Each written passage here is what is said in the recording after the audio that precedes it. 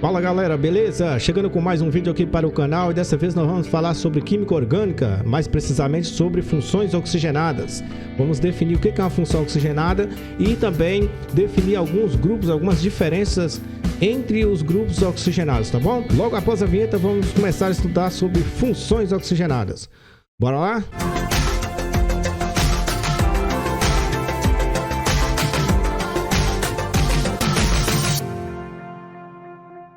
Muito bem, galera, chegando aqui com mais um vídeo, né, para incrementar aí as nossas aulas aqui que estão disponíveis no canal, o canal Química com Gil. É um canal onde estou começando a produzir algum conteúdo e disponibilizar para você.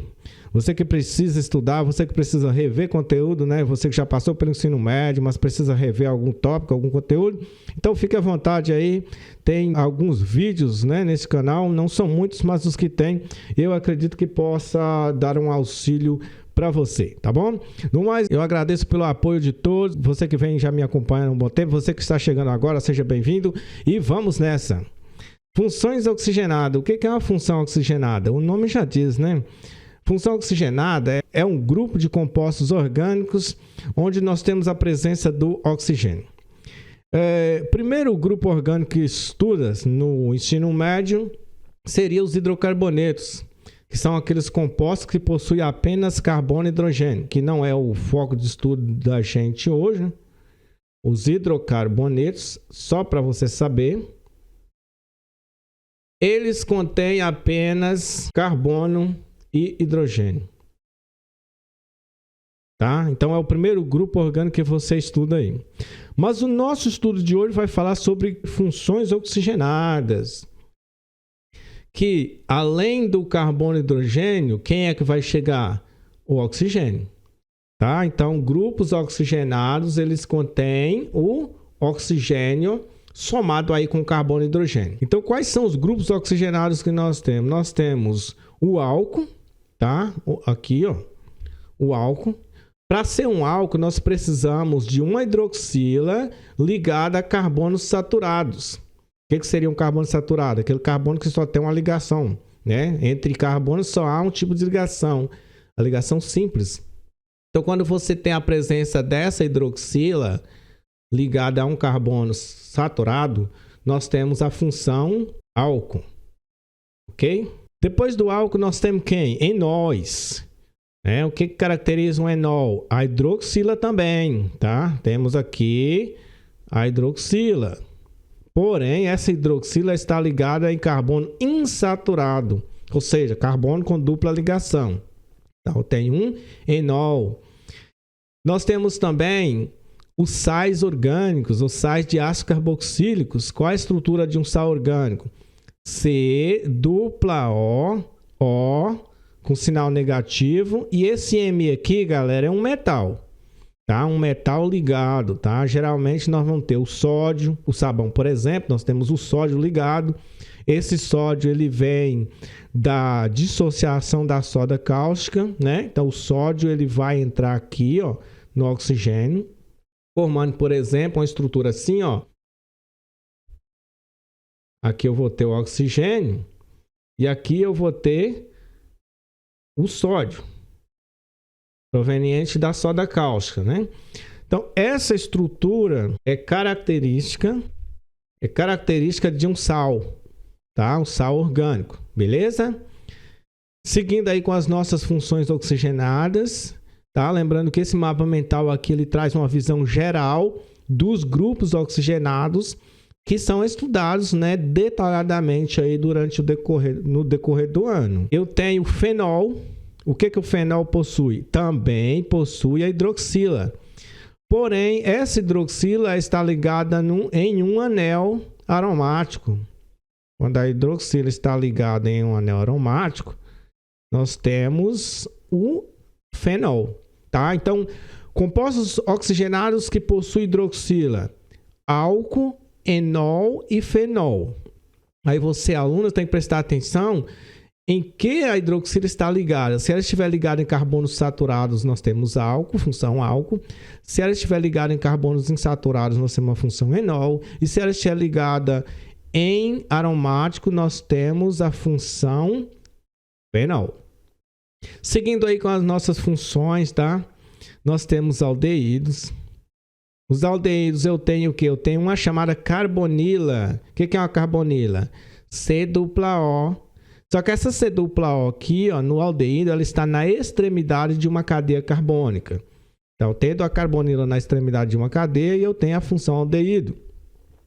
Seguindo o nosso mapa mental aqui, eu tenho os ácidos carboxílicos, tá? Já eu vou falar para você do nosso cotidiano, tá? Onde nós vamos encontrar cada função dessa daqui. Primeiramente, estou falando da estrutura química, da estrutura da cadeia. Então, o ácido carboxílico tem essa estrutura, ó, COOH, na extremidade. Onde que você está vendo esse R é um radical. Esse radical ele pode ser substituído por carbonos. Tá? Eu posso pegar o R e trocar por carbonos. Seguindo, eu tenho o éster. O éster tem o quê? No caso do éster, eu tenho éster. Eu tenho C. Eu tenho um R. Esse R eu posso trocar por carbonos, né? Então, já vou fazer uma substituição aqui, ó. Por exemplo, H3C. Aí eu tenho essa estrutura, ó. Outro oxigênio e ligado a outro R. Eu posso trocar esse R por carbono também. Tendo essa estrutura aí, entre carbonos, né? A função é éster. Aí seguindo eu tenho o éter. O éter eu vou ter oxigênio entre carbonos. Onde você está vendo R, pode ser trocado também. R significa radical, tá? Então você pode trocar esse R por carbonos.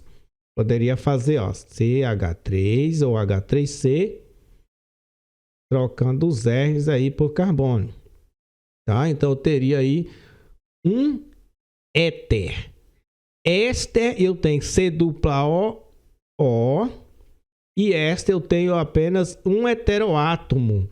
Nesse caso seria o oxigênio. O que é um heteroátomo? Um átomo diferente do normal aí que seria carbono, tá? Carbono e hidrogênio. Então entre os carbonos eu tenho um oxigênio, um heteroátomo, então eu tenho um éter. Se eu tenho essa estrutura, então eu já tenho um éster. Seguindo, nós vamos ter as cetonas. As cetonas eu tenho a carbonila, porém entre carbonos, tá? Diferença da cetona para um aldeído em termos de cadeia. No aldeído, a carbonila, né, que é o nosso C-O, está na extremidade.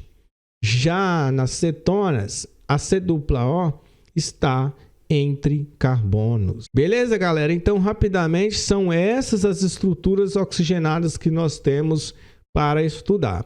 Agora, o álcool. Qual que é o nosso uso de álcool, né? O álcool. O álcool trabalhado aqui, galera, é o mesmo álcool etílico, é o glicerol, que a gente encontra com glicerina, etileno glicol. Tem vários tipos de álcoois que são utilizados no nosso cotidiano. O mais comum é o álcool etílico, né? Que a gente utiliza aí, tá? Inclusive para a prevenção aí do coronavírus, né? Da Covid-19, o álcool 70%, tá? Então, é esse mesmo álcool, vendido também em postos. O que muda vai ser a concentração do álcool, né? O grau alcoólico.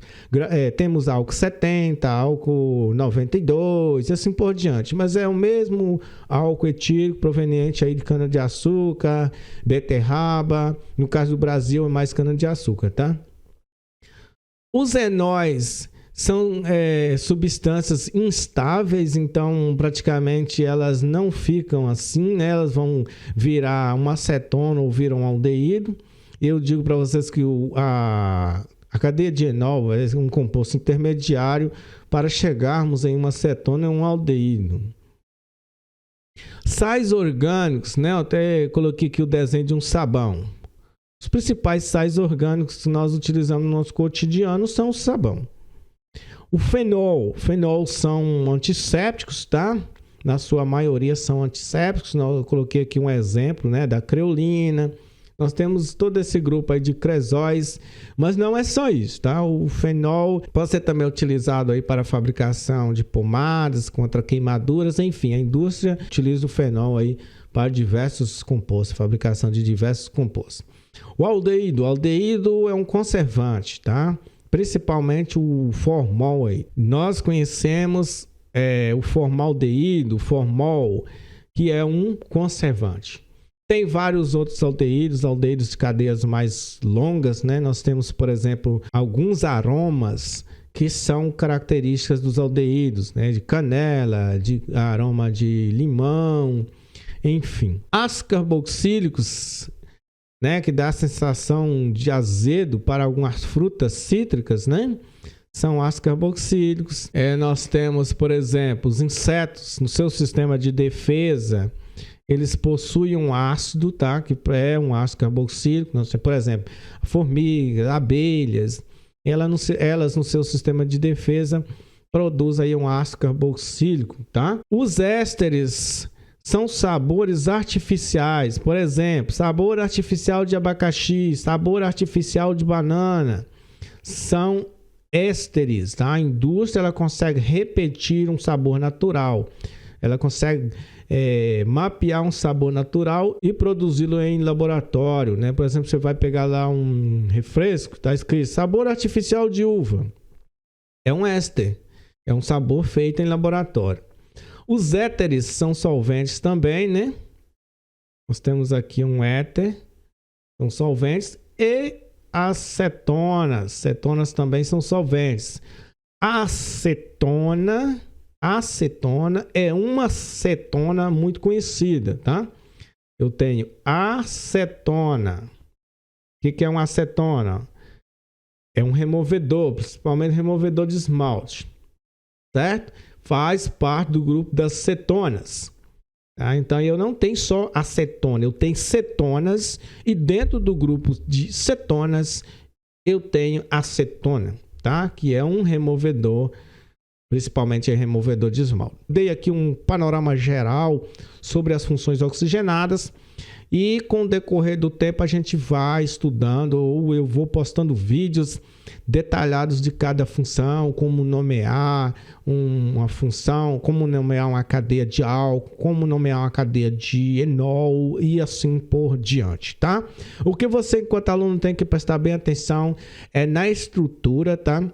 A estrutura química que difere uma da outra, prestar atenção aí no uso do cotidiano dessas substâncias, como que nós podemos utilizar essas substâncias no nosso dia a dia e também dar um nome oficial para essas substâncias, ok? Dito isto, vamos responder duas questões de química orgânica, duas questões aí sobre funções oxigenadas. A primeira questão chegando aí para a gente, tá? É uma questão que você, aluna aí da Escola Estadual Eduardo Milton da Silva, tem essa questão no PET Complementar, volume 3, questão da semana 2.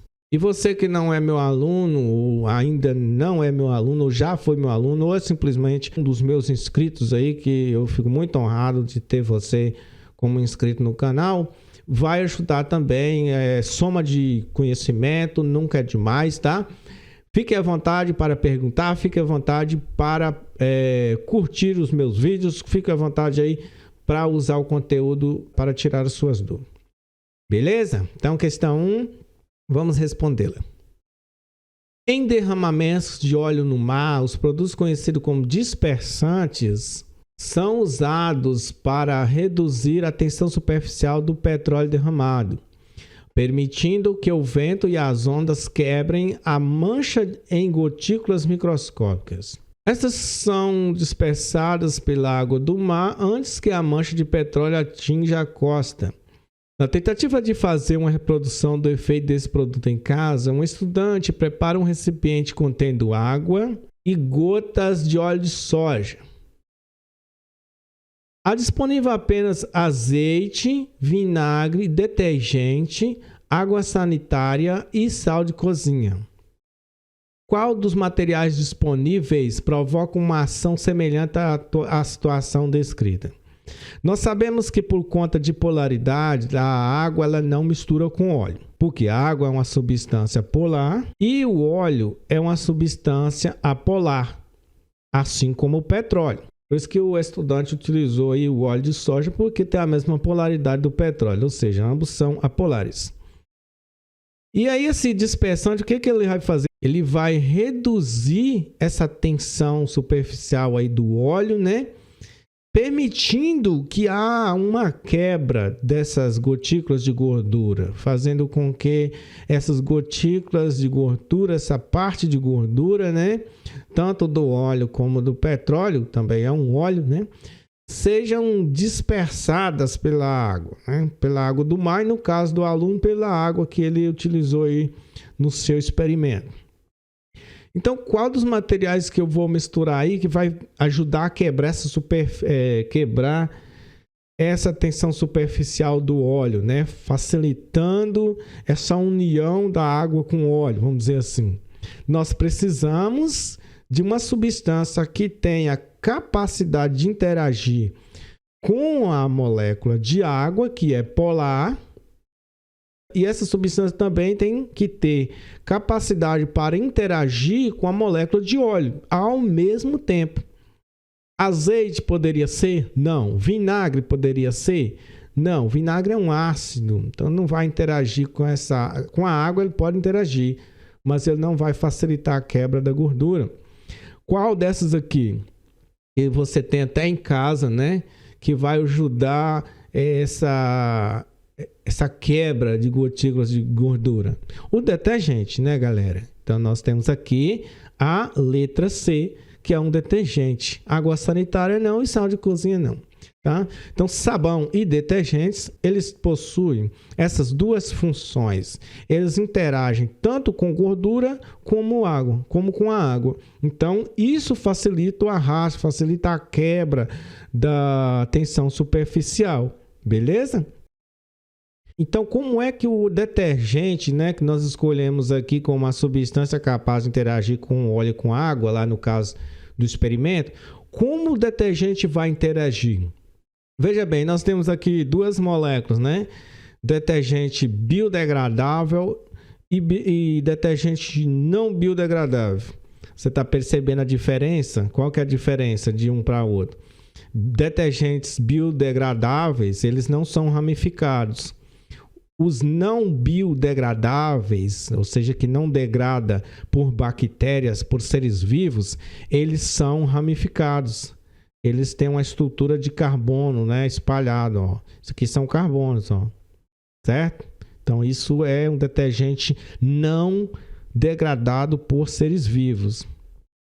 O outro é diferente, ó. Tem carbono, carbono, carbono, carbono, certo? Então, só para falar para você qual que é a diferença de um biodegradável. Dessa maneira que essa molécula está aqui, é mais fácil de ser quebrada do que quando ela está com essas ramificações. Por isso que aqui é bio e aqui não é bio.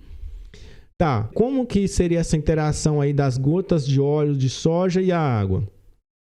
Toda essa parte aqui, ó, galera. Vamos pegar um só, né, como exemplo. Toda essa parte aqui de carbono, tá? Incluindo esse anel aromático, é uma parte apolar. Isso vai interagir com quem? Com quem é apolar, no caso, com óleo. E essa parte aqui, ó, aqui tem um enxofre, né? O3-, né? Mais o Na+, que provavelmente veio de uma soda cáustica, o Na da soda cáustica. Essa parte, ela é polar. Vai interagir com quem? Com a água. E dessa forma fará o arraste, tá, da sujeira, ou no caso do exercício descrito, fará a quebra, né, da tensão superficial. Eles são dispersantes. Eles têm essa função de quebrar a tensão superficial. Beleza? Então, só explicando para você aí como que funciona o detergente e por que é o detergente a substância disponível e correta para fazer esse tipo de experimento. Bora para a questão 2. A questão 2, ela diz o seguinte: o anidrido etanóico é uma substância utilizada pela indústria farmacêutica para a obtenção de importante analgésico. Esse anidrido é obtido pela desidratação intermolecular do ácido etanóico. A reação do ácido salicílico com o anidrido etanóico fornece como produto o ácido acetilsalicílico, que é um analgésico bastante popular. Galera, esse ácido acetilsalicílico que está mencionando aqui na questão é o AS. AS. Provavelmente vocês conhecem. Tá. Então vamos lá. Letra A. Faça uma reação de desidratação mencionada na parte grifada e negrida do texto. Desidratação é o quê? Desidratação é retirada de água. Eu vou retirar a água de quem? Do ácido etanóico. Então vou retirar a água aqui do ácido etanóico. Como que é o ácido etanóico? O ácido etanóico ele precisa, né, ter essa estrutura, ó. São os ácidos carboxílicos. Ele precisa de ter uma carboxílica. Nós vimos lá no mapa mental, ó. Aqui, ó. Ácidos carboxílicos, eles precisam de uma carboxila, C-O-OH, na extremidade da cadeia. Então vamos voltar lá à questão e montar o ácido etanóico. Bora então montar o mecanismo dessa reação? Vamos lá. Eu preciso de 2 moléculas de ácido etanóico, certo? Porque no texto fala que é uma desidratação intermolecular. Né? Se é inter, eu preciso de 2 moléculas. Então vamos escrever aqui, ó. Ácido etanóico, ele tem 2 carbonos, então et. 2 carbonos, por isso et. Vou colocar aqui o complemento, né? Dupla OH. Eu tenho o ácido etanóico primeiro e vamos fazer o segundo. Fazer de frente porque vai facilitar aí o mecanismo da desidratação. Uma molécula na frente da outra. Eu tenho 2 moléculas de ácido etanóico, eu preciso fazer a desidratação entre elas, né? Que eu pediu aí no exercício. Isso vai ter um produto, tá? Galera, para isso acontecer, eu preciso de calor e ácido. Tem que ser meio ácido. Vamos colocar aqui o ácido sulfúrico. A desidratação ela acontece meio ácido. Se eu estou falando em desidratação, né, nós já falamos aqui, ó, que é retirada de água, H2O. Vamos tirar aqui, ó, de cara eu não tirei esse hidrogênio com este OH, certo? H2O, retirada de água.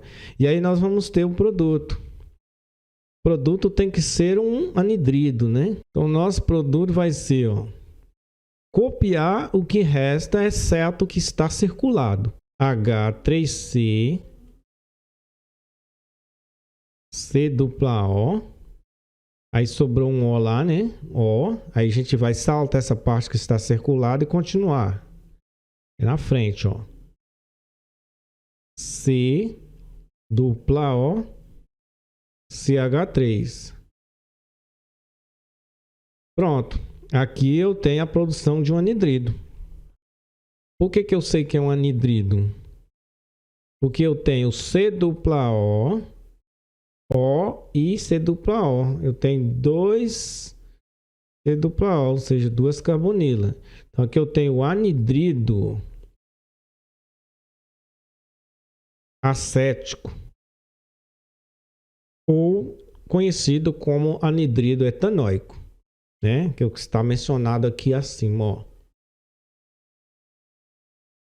Ou anidrido etanóico, ok? Então é simples assim, a retirada de água da molécula de ácido carboxílico, o ácido etanóico. Então, como foi inter, significa 2 moléculas, beleza?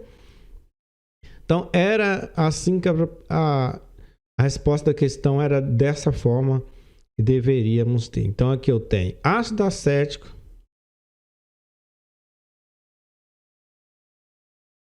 de um lado e anidrido acético do outro, tá?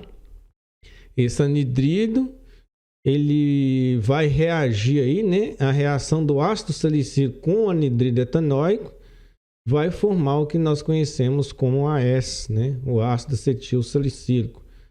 É o ácido salicílico que vai reagir com esse anidride, formando o nosso AS. Beleza? Bom, galera, era isso. São duas questões de química orgânica respondidas aí nesse vídeo. Espero ter ajudado você. Marcaremos novos encontros aqui no canal com novas resoluções de questões de química orgânica. Desejo bons estudos para todos. Fiquem todos com Deus e fui!